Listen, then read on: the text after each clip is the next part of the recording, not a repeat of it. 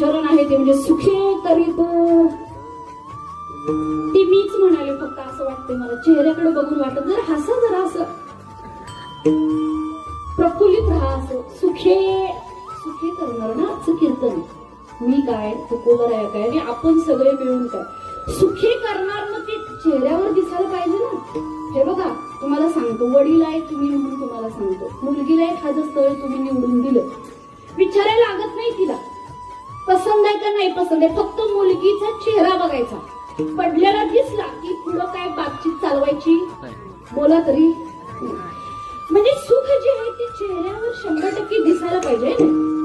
आता तुकोबरा सांगून गेले तेव्हा की सुखे करी तो कीर्तन, एवढ्या काही संकट होती, एवढ्या हाल अपेष्ट होत्या, तरी तुकोबरा म्हणतात हे मंडप नाही ना, हांतरायला काय नाही ना, माईक सिस्टीम नाही ना, इथं सिस्टीम एवढं ऑपरेट करायला आधार नाही, ते एवढं कुठलं काय आली म्हणत, तरीही त्यावेळेला जर तुकोबरा म्हणत असते सुखे करी तो कीर्तन, आता काही कमी आहे आपल्याला, आणि नाही तरी म्हणा की